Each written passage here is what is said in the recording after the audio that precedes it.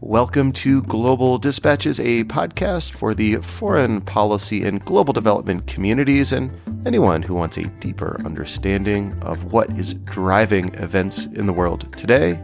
I'm your host, Mark Leon Goldberg, editor of UN Dispatch. Enjoy the show. On June 19th, reports began to emerge of a major mass atrocity in the Ethiopian region of Oromia.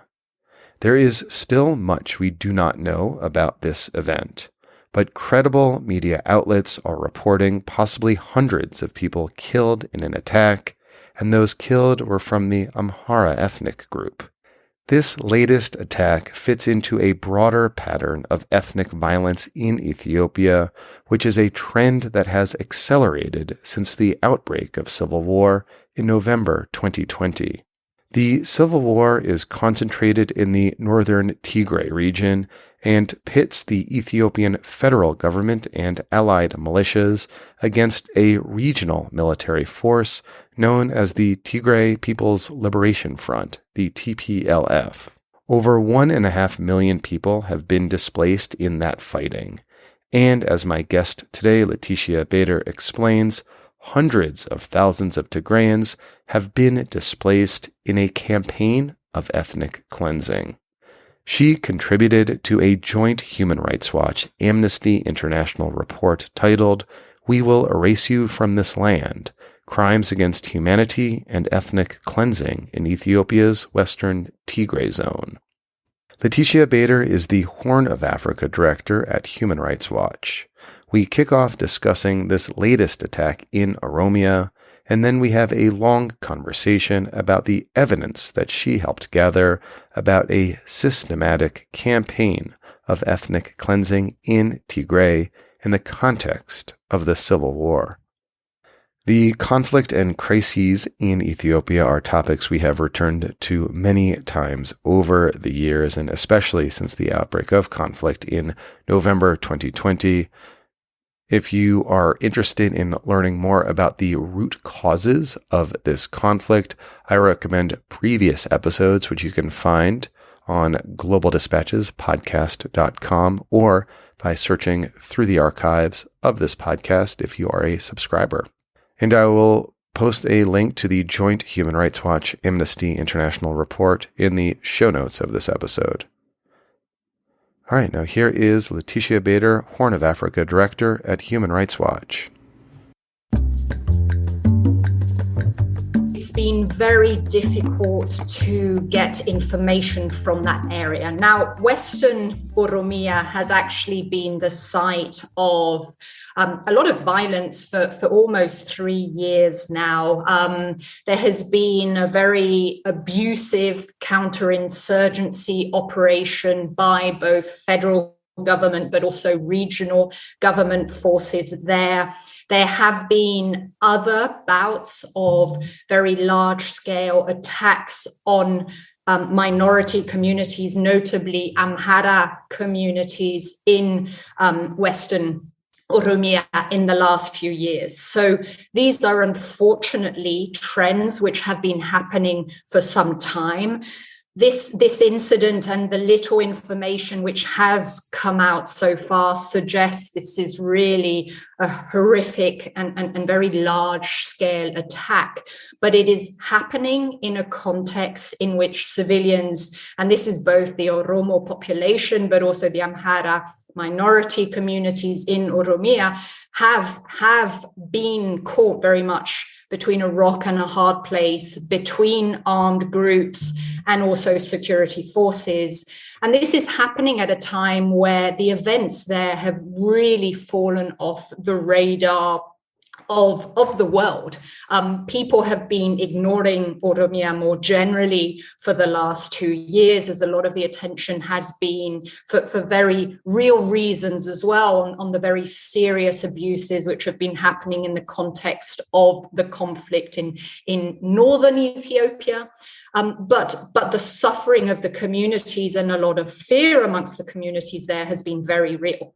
And one of the trends we have repeatedly highlighted has been a context of impunity for bouts of previous violence against minority communities, but also attacks on the Oromo community there by security forces and also by armed groups there as well. So if indeed this was a massacre of Amhara civilians perpetrated by Oromo armed groups, which is what is being reported and alleged at this point, it would fit into a broader pattern in the region?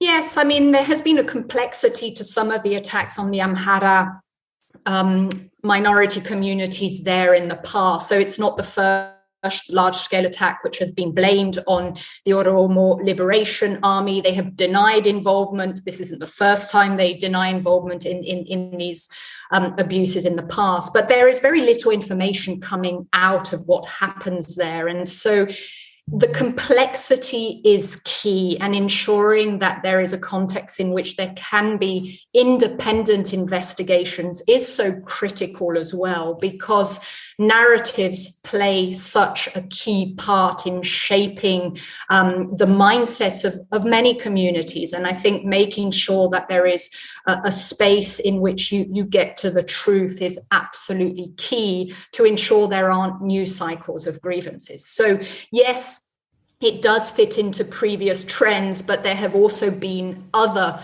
types of attacks involving other actors. What is very clear is that civilians have not been protected. This is an area where for a long time communication was actually shut off in early 2020. This was really at the time where the COVID was really taking off. And a lot of our concerns was that key public health messaging, because the government had shut off the communications in that area where they were undertaking often quite abusive counterinsurgency operations, comms had been shut off. And so not only was there very little information coming out on what was happening, but also communities there were not receiving critical security, but also health information at the time. So this is a region within a region which has been neglected, and civilians have paid a very price as a result. What will you be looking towards in the coming days to help you gather more information about what exactly happened and who might be responsible? I mean, obviously, given our human rights mandate, what's key is understanding the trends in that area. Had there been any warning signs? Had security forces responded if they had come up? Had there been moments when there could have been a response to better protect civilians? So understanding what were the needs and the demands of that community before the attack happened is obviously key.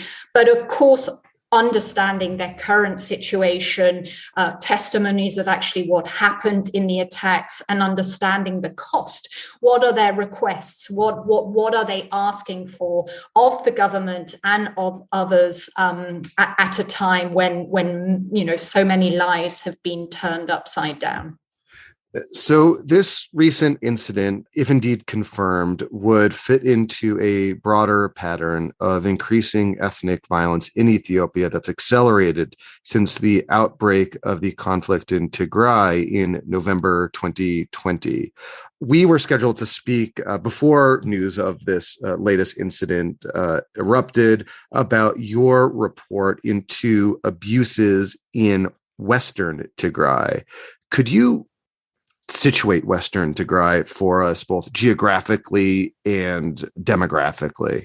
So Western Tigray is on the border of the Tigray region with Eritrea and Sudan. This is actually a very fertile region. There's a lot of sesame plantations there. There's a lot of seasonal laborers coming from other parts of Tigray, but also the Amhara region and further afield that would come to this area in the key harvest seasons. So this was in many ways quite a vibrant area, area, quite a fertile and wealthy area, but has also been an area which has been contested for decades. And what are the main ethnic groups that have resided in this area?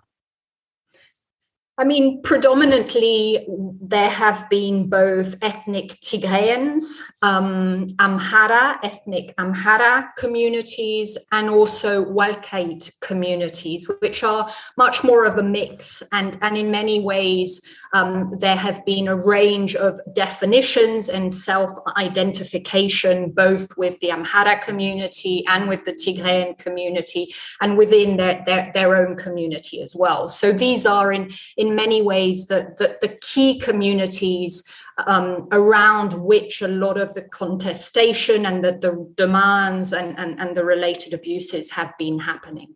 So take us back to November 2020, when the conflict in Tigray starts. How is this conflict experienced in Western Tigray specifically, where your report focused?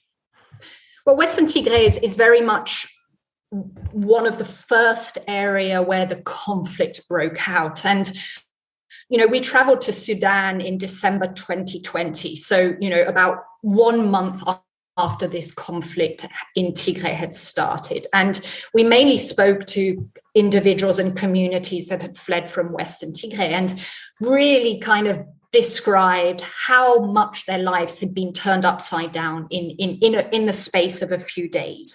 No one was expecting what was about to happen. And so some, really incredible testimonies of, an individual bathing in a lake, an individual in their kitchen cooking, that what they were about to eat when the fighting just completely caught them off guard. So one of the first areas affected by the fighting and where the fighting broke out.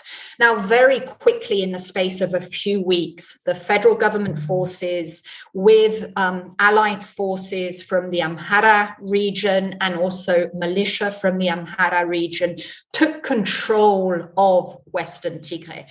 A lot of the special forces of the Tigrayan forces and also local militia in towns in Western Tigray actually retreated very quickly from this area.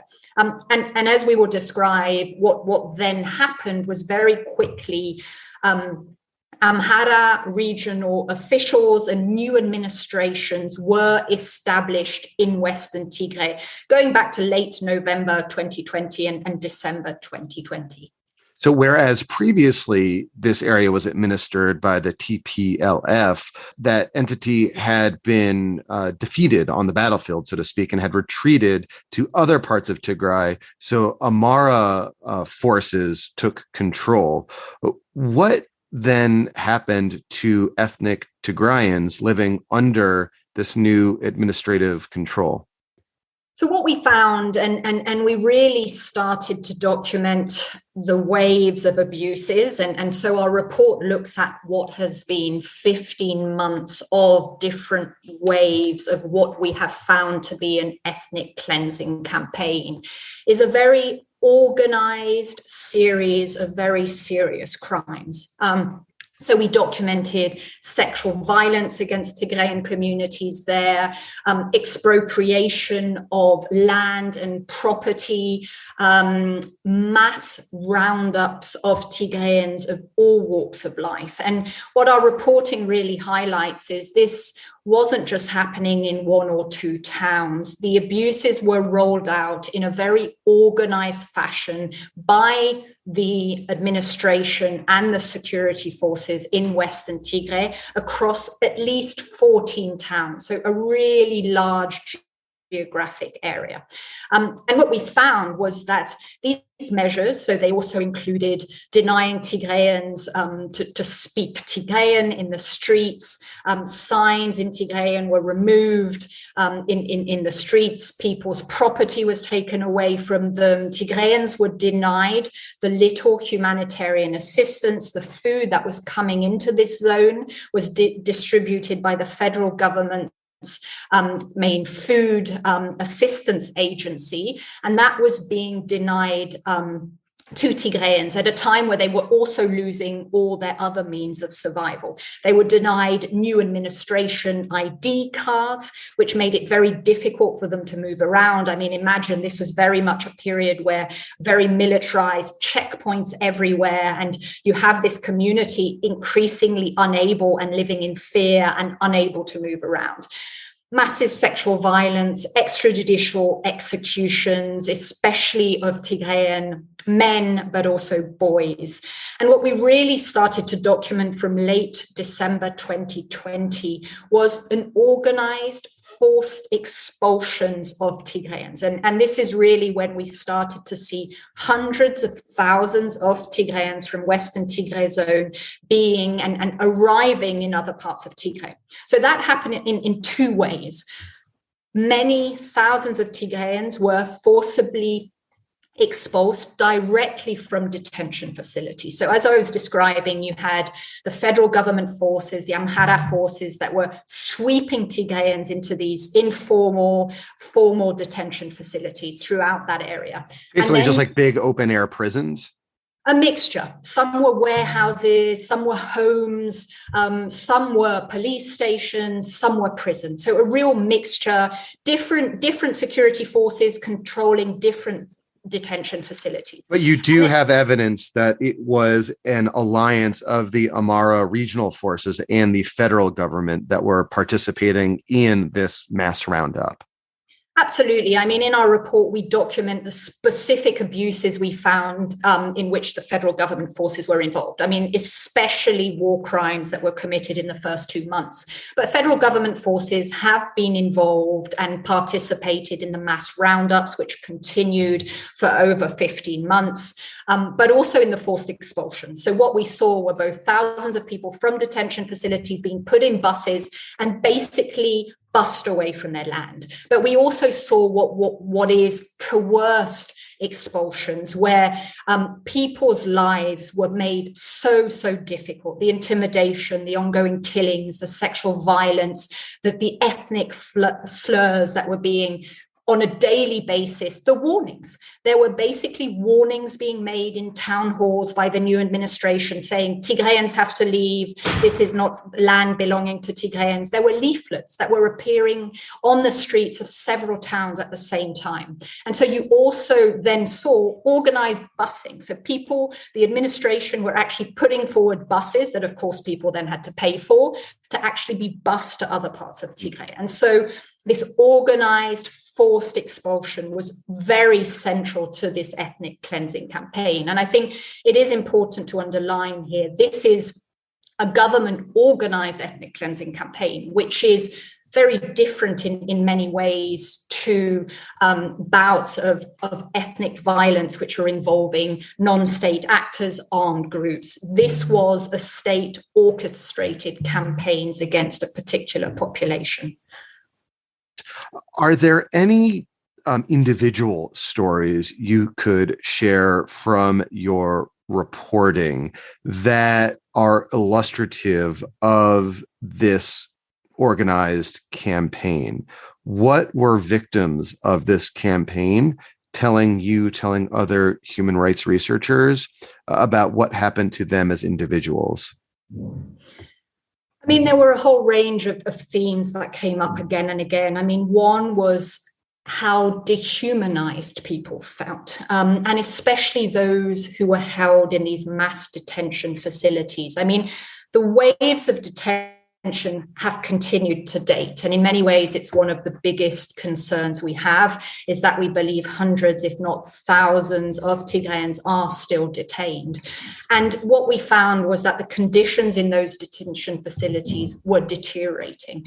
And so individuals would describe how they were being denied increasingly access to food. They were increasingly being beaten. They were being told, the most dehumanizing thing, within the context of this kind of ethnic hatred and slurs. And we had testimonies of individuals starting to question whether they were humans, given what they were being told and the way they were being treated and the way they were being made to feel.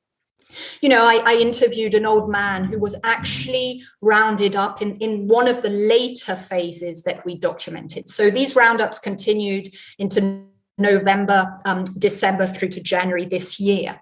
And an old man of 70 was picked up in Humera town purely for being a Tigrayan. He was brought to a detention facility in Humera town, where we know of at least 2 facilities where hundreds, if not more, of people are still being detained. And he was held there. He was so badly beaten. He saw 2 other older men beaten to death in the 2 weeks he was in detention in those detention facilities. And he told me he believes the only reason he was eventually freed and actually put on a bus and expulsed into other parts of Tigray was because they thought he was about to die.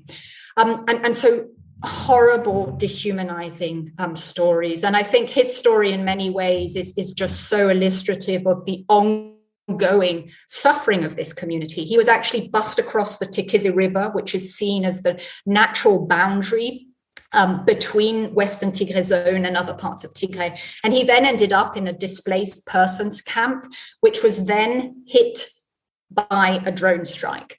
And so I was speaking to him, not only because of his experience in Western Tigray zone to understand how he'd ended up in this displaced people's camp, but also of a survivor of a horrific drone strike, which killed dozens of people who had just been forcibly expelled as part of this ethnic cleansing campaign. And this was a drone strike on a displaced persons camp. Yes. So deliberately targeting civilians.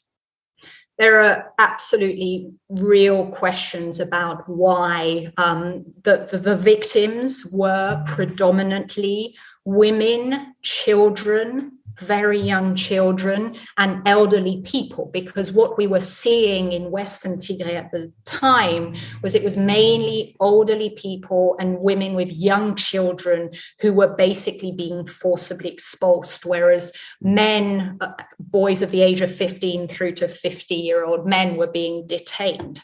And so these were the people in that displaced camp, which was targeted on what was an Orthodox Christian Christmas night while they were sleeping. So what you've described to me is not the spontaneous eruption of communal violence, but as you described, a really organized campaign of ethnic cleansing on the part of the government in partnership with the Amhara regional forces. What would you suspect is the perhaps strategic logic for organizing this kind of ethnic cleansing campaign? Why would the government want to do this?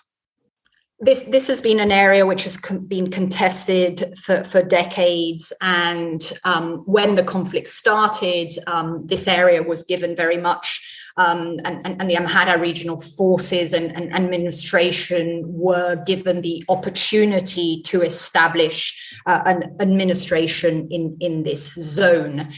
This was happening in a context where communications had been shut off. There was very little information coming out from Tigray as a whole. There were serious abuses happening in other parts of Tigray at the time as well. But Western Tigray zone was also one where there were very, very few independent eyes on the ground. There was a very little humanitarian presence in the area. And so this also created a context which was conducive to rolling out this organized policy and these abuses. So there has been mass displacement, massive humanitarian crisis that has unfolded throughout Tigray since November 2020. Can you just describe the state of the conflict today? At the moment, there are areas where there are still, and there have been continued skirmishes over recent months. We are still talking about a situation in which there are massive humanitarian needs. real issues around humanitarian access. Now, this is predominantly for the Tigray region, where for almost a year now, the government has been effectively sieging the region. So since April, we have definitely seen an increase in goods and supplies, humanitarian goods and supplies, which are allowed into the region. But services are still cut off. And this remains a policy and a strategy of harm against civilians in that area. So we are still seeing massive suffering. Some of the key trends which all warring parties have committed in northern Ethiopia have been widespread sexual violence, but also targeted attacks and deliberate attacks on healthcare. We saw this very clearly and starkly in the first 9 months of the conflict in the Tigray region. We've seen similar patterns in the Amhara region in late 2021, but also in the Afad region. Now, that has an ongoing and long-term impact on communities in these areas, even when the fighting isn't happening. So we really are talking about a context of massive need. We have seen directly how the lack of accountability for these abuses have resulted in new cycles of abuses, of reprisal attacks by Tigrayan forces against other forces because of the behavior in Tigray. So really talking about a context of ongoing suffering.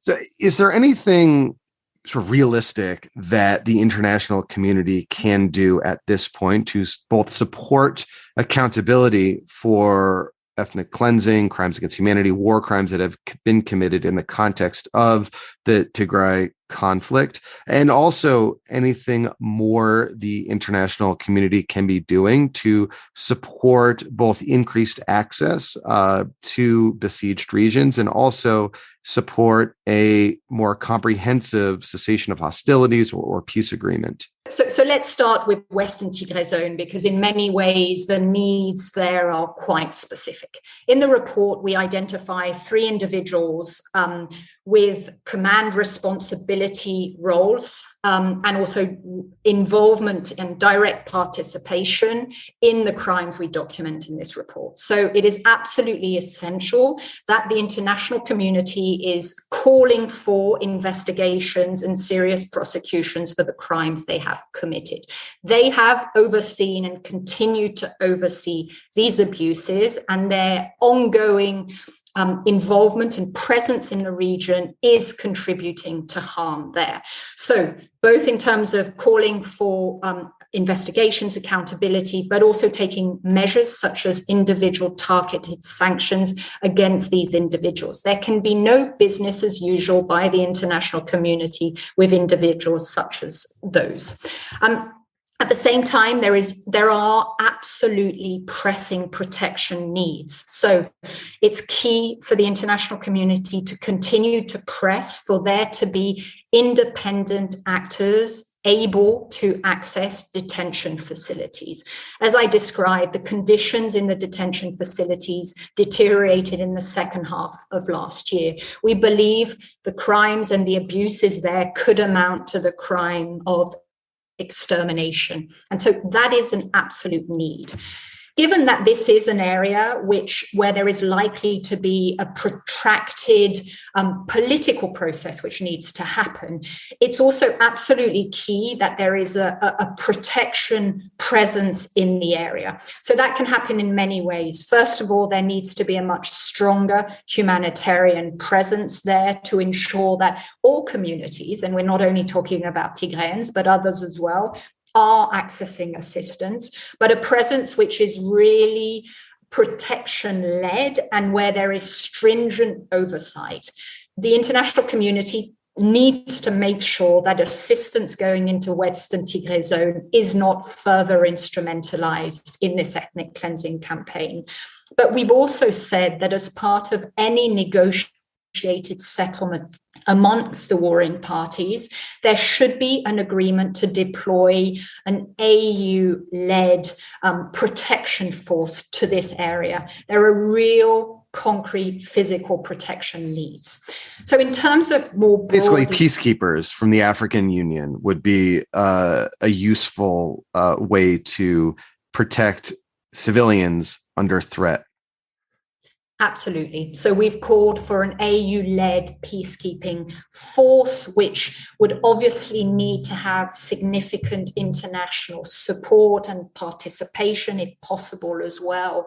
And it would play several roles. It would play a physical protection role. It should be playing a monitoring role. It could also help facilitate independent, unfettered humanitarian access into that area as well. One of the issues that came up in a lot of our discussions with the Tigrayans who had been cleansed from this area was, and not across the board, I would say, younger generations were feeling very angry and more reluctant to return home, but many of them want to return home. And so it's going to be absolutely critical that there is a safe environment and a conducive environment for them to return to. More broadly, it is absolutely key that international pressure doesn't press for humanitarian access as a confidence building measure. And we've really seen that shift in the last few months, unfortunately. Last year, the call for humanitarian access to Tigray was very much put forward as a priority in itself. But increasingly, the messaging has shifted, and humanitarian access in many ways has been instrumentalized as a political tool, when it isn't. It is a responsibility of the warring parties to allow access. It is a responsibility of the Ethiopian federal government to be allowing populations on its territory to have access to assistance. And one final point there, humanitarian convoys and trucks getting in themselves are not going to resolve the massive humanitarian needs in Tigray right now. It is also absolutely critical for services to be restored. A lot of civil servants in the region haven't received salaries in over a year. The banking system has been cut off. And so it means there are also categories of the population there that have really been pushed over the edge because of the shutdown of basic services. Laetitia, we'll have to leave it there. Thank you so much for your time and for your indispensable reporting. Thank you very much. All right. Thank you all for listening. Thank you to Laetitia Bader for taking time to speak with me. And we scheduled this interview before news of that new mass atrocity broke in Oromia. And I was very glad that she was able to offer us some context for helping understand that event as we learn more about it in the coming days and weeks. All right, we'll see you next time. Thanks. Bye.